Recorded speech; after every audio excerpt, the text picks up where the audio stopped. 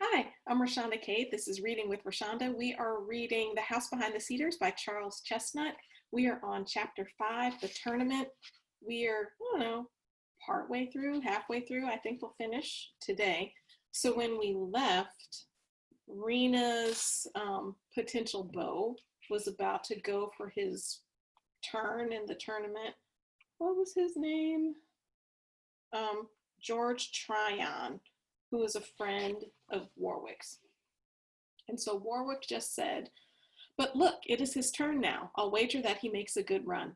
"I'll take you up on that, Mr. Warwick," said Mrs. Newberry from behind, who seemed to have a very keen ear for whatever Warwick said. Well, that's interesting. Rena's eyes were fastened on her knight so that she might lose no single one of his movements. As he rode down the lists, more than one woman found him pleasant to look upon. He was a tall, fair young man with gray eyes and a frank, open face. He wore a slight mustache, and when he smiled, showed a set of white and even teeth. He was mounted on a very handsome and spirited bay mare, was clad in a picturesque costume of which velvet knee breeches and a crimson scarf were the most conspicuous features, and displayed a marked skill in horsemanship. At the blast of the bugle, his horse started forward, and after the first few rods, settled into an even gallop. Tryon's lance, held truly and at the right angle, captured the first ring, then the second, and the third. His coolness and steadiness seemed not at all disturbed by the applause which followed, and one by one the remaining rings slipped over the point of his lance until at the end he had taken every one of the 12. Holding the lance with its booty of captured rings in his left hand, together with the bridle rein, he drew his saber with the right and rode back over the course. His horse moved like clockwork. His eye was true and his hand steady. 3 of the wooden balls fell from the posts, split fairly in the middle, while from the 4th he sliced off a goodly piece and left the remainder standing in its place. This performance, by far the best up to this point and barely escaping perfection, elicited a storm of applause. The rider was not so well known to the townspeople as some of the other participants, and his name passed from mouth to mouth in answer to numerous inquiries.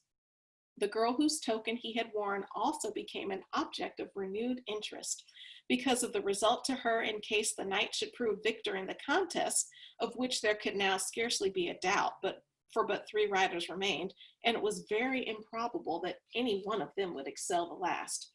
Wagers for the remainder of the tourney stood anywhere from 5 and even from 10 to 1 in favor of the knight of the crimson sash, and when the last course had been run, his backers were jubilant. No one of those following him had displayed anything like equal skill. Well, look at Tryon. The herald now blew his bugle and declared the tournament closed. The judges put their heads together for a moment. The bugle sounded again, and the herald announced in a loud voice that Sir George Tryon, having taken the greatest number of rings and split the largest number of balls, was proclaimed victor in the tournament and entitled to the flowery chaplet of victory. Tryon, having bowed repeatedly in response to the liberal applause, advanced to the judges' stand and received the trophy from the hands of the chief judge, who exhorted him to wear the garland worthily and to yield it only to a better man. "It will be your privilege, Sir George," announced the judge, "as the chief reward of your valor, to select from the assembled beauty of Clarence the lady whom you wish to honor, to whom we will all do homage as the queen of love and beauty." Okay, so he's most likely going to choose Rena. He has her token on his lance, but I'm sorry. Okay, it's like late 1800s in this novel. Are women property? Like, my goodness, you just won a fake jousting tournament. Who are you to crown somebody the queen of love and beauty? Like, this makes me uncomfortable. I mean, not really, but like, like a Ren fair. Okay, sorry. Tryon took the wreath and bowed his thanks. Then placing the trophy on the point of his lance, he spoke earnestly for a moment to the herald and rode past the grandstand, from which there was another outburst of applause. Returning upon his tracks, the knight of the crimson sash paused before the group where Warwick and his sister sat and lowered the wreath thrice before the lady whose token he had won. "Oyez! Oyez!" cried the herald. Sir George Tryon, the victor in the tournament, has chosen Miss Rowena Warwick as the Queen of Love and Beauty, and she will be crowned at the feast tonight and receive the devoirs? I don't know what that means. It looks French. Does it mean devotion? I don't know. And will receive the devoirs of all true knights. The fairground was soon covered with scattered groups of the spectators of the tournament. In one group, a vanquished knight explained in elaborate detail why it was that he had failed to win the wreath. More than one young woman wondered why some one of the home young men could not have taken the honors, or if the stranger must win them, why he could not have selected some belle of the town as Queen of Love and Beauty instead of this upstart girl who had blown into town overnight, as one might say. Uh-oh, not looking good for Rena. Warwick and his sister, standing under a spreading elm, held a little court of their own. A dozen gentlemen and several ladies had sought an introduction before Tryon came up. I suppose John would have a right to call me out, Miss Warwick, said Tryon, when he had been formally introduced and had shaken hands with Warwick's sister, for taking liberties with the property and name of a lady to whom I had not had an introduction. But I know John so well that you seemed like an old acquaintance, and when I saw you and recalled your name, which your brother had mentioned more than once, I felt instinctively that you ought to be the queen. I entered my name only yesterday, merely to swell the number and make the occasion more interesting. These fellows had been practicing for a month, and I had no hope of winning. I should have been satisfied indeed if I hadn't made myself ridiculous, but when you dropped your handkerchief, I felt a sudden inspiration, and as soon as I had tied it upon my lance, victory perched upon my saddle bow, guided my lance and sword, and rings and balls went down before me like chaff before the wind. Oh, it was a great inspiration, Miss Warwick. He is macking hard. Gotta applaud that. Rena, for it was our Patesville acquaintance, fresh from boarding school, colored deeply at this frank and fervid flattery, and could only murmur in an inarticulate reply.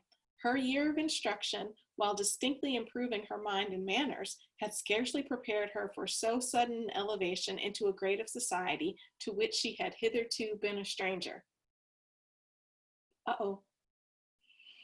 She was not without a certain courage, however, and her brother, who remained at her side, helped her over the most difficult situations.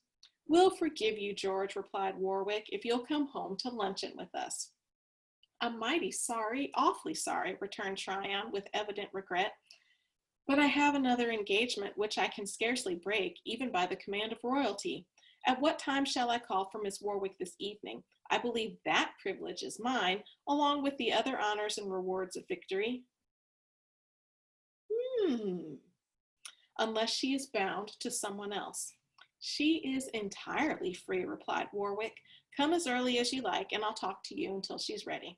Tryon bowed himself away, and after a number of gentlemen and a few ladies had paid their respects to the Queen of Love and Beauty and received an introduction to her, Warwick signaled to the servant who had his carriage in charge and was soon driving homeward with his sister. No one of the party noticed a young Negro with a handkerchief bound around his head who followed them until the carriage turned into the gate and swept up the wide drive that led to Warwick's doorstep. "Well, Rena," said Warwick when they found themselves alone, "you have arrived." Okay, so I'm thinking about the Jeffersons. They had arrived when they moved on up to the east side to a deluxe apartment in the sky high. That is where Rena is. "Your debut into society is a little more spectacular than I should have wished, but we must rise to the occasion and make the most of it. You are winning the first fruits of your opportunity. You are the most envied woman in Clarence at this particular moment, and unless I am mistaken, will be the most admired at the ball tonight." Well, a lot happened in this tournament. We have intrigue, we have romance, we have deception, we have it all. This is like a nice little soap opera unfolding here. So that was chapter 5, The House Behind the Cedars by Charles Chesnutt. I'm Rashonda Cade, and this is Reading with Rashonda.